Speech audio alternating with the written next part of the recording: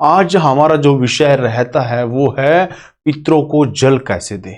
मैं मानता हूं कि अगर हमारे जीवन में पितरों का विशेष स्थान अगर रहता है तो हमारे जीवन धन और माया से भरपूर, हम उस जीवन को आनंद पूर्वक व्यतीत करते हैं। सभी को बहुत बहुत प्रणाम। मैं मोहित पुजारी, चुलकाना धाम, पानीपत, हरियाणा से आपको एक ऐसा विषय जिस पे हर इंसान परेशान है और जानना चाहता है कि इस विषय को एक विस्तार पूर्वक बताया जाए और लोगों तक पहुंचाया जाए, ताकि उनके मन में जो भी प्रश्न उठते हैं और जो भी उनके अंदर विचार उत्पन्न होते हैं, उनका हर प्रश्न का उत्तर उनके पास मौजूद हो। हमने पूरा पॉडकास्ट तैयार किया हुआ है कि पितरों की जो भी समस्या है, पितरों को भोजन कैसे कराए, पितरों को प्रसन्न कैसे करे और पितरों को जल कैसे उनको ग्रहण कराएं। पूरी पॉडकास्ट चुलकाना धाम ऑफिशियल यूट्यूब चैनल पे आपको मिलेगी।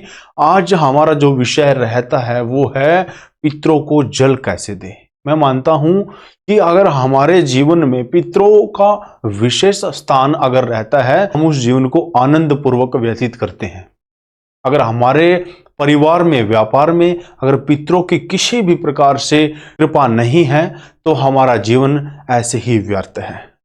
जानिए पूरी जानकारी, पितरों को जल ग्रहण कैसे कराएं। ऐसे कुछ लक्षण मैं आपको बताऊंगा कि आप जान पाओगे कि हाँ, शायद हमारे परिवार में भी इस प्रकार के जो लक्षण है वो मौजूदा हैं, दिखाई देते हैं। हम मानते हैं कि घर में कलह होता है, क्लेश होता है और व्यापार में बंद लग जाता है। मैंने एक दो वीडियो पहले भी डाला हुआ था कि व्यापार में बंद लगना क्या होता है, ठीक है ना। उसी प्रकार से पितरों को जल कैसे दे, और अगर हमारे पितृ खुश होंगे तो हमारा व्यापार में बंद लगना ऑटोमेटिक ही समाप्त हो जाएगा। ठीक है।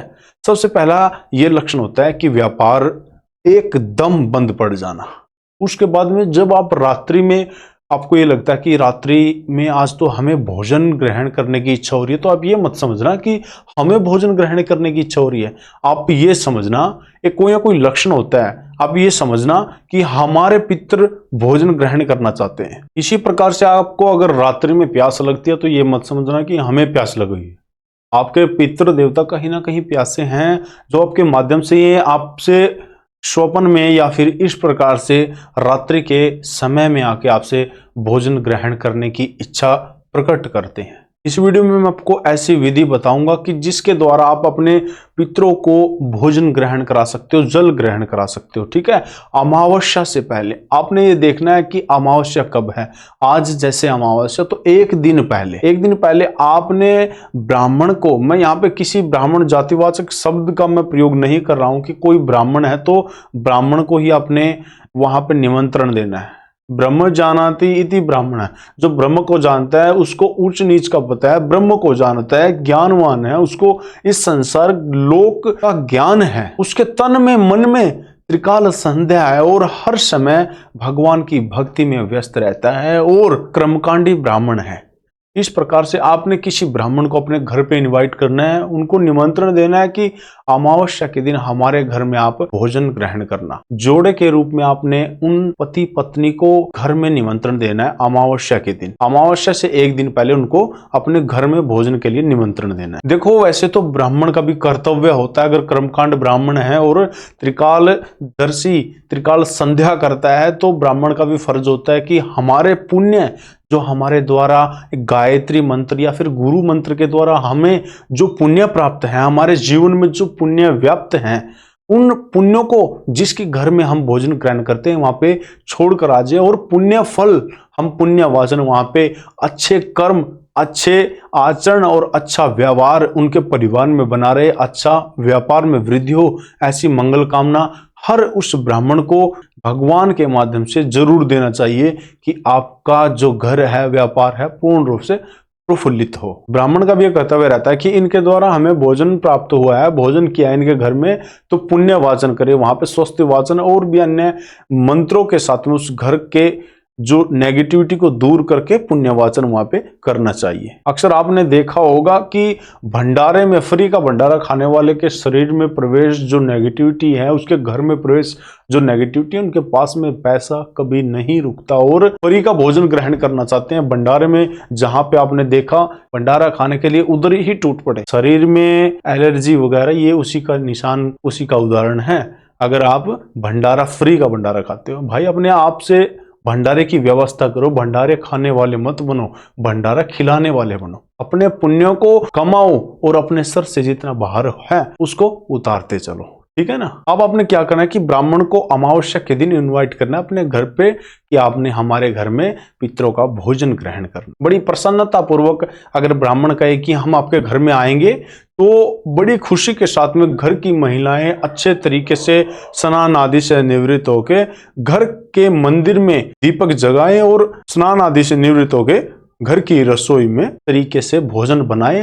हो सके तो खीर, क्योंकि पितरों को हमेशा सफेद रूप में भोजन ग्रहण किया जाता है, जैसे खीर होगी, सफेद मिठाई होगी और भी अन्य सफेद, हम जैसे वस्त्र अगर पितरों को पहनाते हैं तो सफेद वस्त्र ही हम पितरों को पहनाते हैं। तो सफेद वस्त्र का ध्यान रखें, सफेद मिठाई का, सफेद भोजन का विशेष रूप से ध्यान रखें कि अगर हम पितरों के लिए कर रहे हैं तो वहां पे सफेद प्रसाद जरूर बना हो, खीर बना लो, सफेद मिठाई बना लो, ठीक है। हमेशा जब भी किसी ब्राह्मण को भोजन, वैसे तो हमेशा ये घर में परंपरा चलती आती है कि सर पे हमेशा पल्लू रहता है। अभी तो ये जो आज का समय है ये सब चीज नेगेटिविटी के समय में खराब होती चली गई है, सर से पल्लू उतरता चला गया है।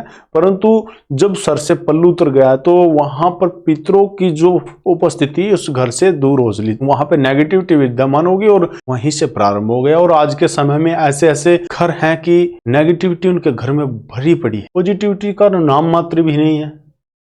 ध्यान रखें जब भी भोजन बनाएं तो अमावस्या के दिन तो कम से कम खासकर अपने सर पे पल्लू रख के भोजन को बनाएं, अच्छे पवित्रता के माध्यम से पितरों को भोजन कराएं। अब ब्राह्मण से प्रातःकाल ब्रह्म मुहूर्त में आप अच्छे तरीके से हवन इत्यादि करवा के जब उसको भोजन कराएं तो अच्छे तरीके से उनको जमीन पे बैठा के भोजन कराएं और जो भी आपकी श्रद्धा हो, कपड़े, वस्त्र, दान, दक्षिणा जो भी आपने देने हो, जोड़े के साथ में उनको दे और उनको खुश करे। और ब्राह्मण का भी कर्तव्य रहता है कि अच्छे पुण्य वाचन के साथ में उनको आशीर्वाद प्रदान करे। संतों की सेवा से वासुदेव जी को भी ये आशीर्वाद प्राप्त हुआ कि पुत्रवान भव। तब श्री कृष्ण भगवान जी पैदा हुए, तब श्री कृष्ण भगवान जी का जन्म हुआ। आशीर्वाद कभी मांगा नहीं जाता, आशीर्वाद हमेशा अपने मन से लिया जाता है। अगर हम किसी को प्रसन्न करेंगे तो आशीर्वाद हम ऐसे नहीं बोलेंगे कि प्लीज मुझे आशीर्वाद दे दो। अगर वो इंसान खुश होगा तो अपने आप ही आशीर्वाद देगा कि पुत्रवान भव, पुत्रवती भव, संतान हो, खुशहाल रहो, या फिर आपका व्यापार अच्छे तरीके से चले, दिन दुगनी रात चौगनी आपका व्यापार तरक्की करे। संतों का जो आशीर्वाद है वो हमेशा हृदय से लिया, मांग के नहीं लिया जाता कभी भी। तन मन और धन से अमावस्या के दिन आप अपने पितरों को मानकर ये पूजा करो। पूजा करने के बाद में उनको भोजन ग्रहण करवाओ। इस प्रकार करने से आपके पितरों तक ये भोजन पहुंचेगा। और आप संकल्प करें, अपने हाथ में जल लेके संकल्प करना है कि अमावस्या के दिन आपने संकल्प लेना है कि आज का दिन अमावस्या का दिन है और मैं उस सूर्य नारायण भगवान को साक्षी मानता हूं जो प्रत्यक्ष देवता है। मैं उनको साक्षी मान के आज का ये दिन अमावस्या के दिन है और मैं चाहता हूं कि जो हमारे द्वारा जो भोजन कराया गया है, ब्राह्मणों को भोजन कराया गया है, वो भोजन हमारे पितरों तक पहुंचाने की कृपा करे। हमारे पितरों की 3 पीढ़ियों तक इस भोजन को पहुंचाने की कृपा करे। इसलिए हम आपके चरणों में यह संकल्प समर्पित कर रहे हैं। इस प्रकार से आपने संकल्प लेना है और संकल्प लेने के बाद में अपना कार्य पूर्ण कर दे। इस प्रकार से आप इस कार्य को करोगे तो आपका जो भोजन है वो पितरों तक अवश्य पहुंचेगा। पूरा पॉडकास्ट देखने के लिए हमारे चुलकाना धाम ऑफिशियल यूट्यूब चैनल पर विजिट करो और प्ले लिस्ट है, हमने पूरा पॉडकास्ट तैयार किया हुआ है। पितरों को भोजन कैसे कराएं, पितरों तक भोजन कैसे पहुंचाएं, पितरों को भोग कैसे लगाएं और पितरों को प्रसन्न कैसे करें, पितृ देवता कौन होते हैं, आप अपने पितरों को कैसे जान पाओगे, पूरी जानकारी चुलकाना धाम ऑफिशियल यूट्यूब चैनल पे डाली हुई है।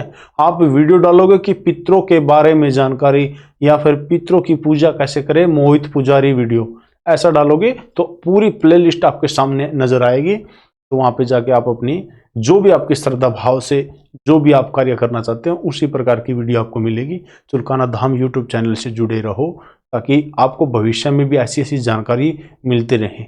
नमस्कार, जय श्री श्याम।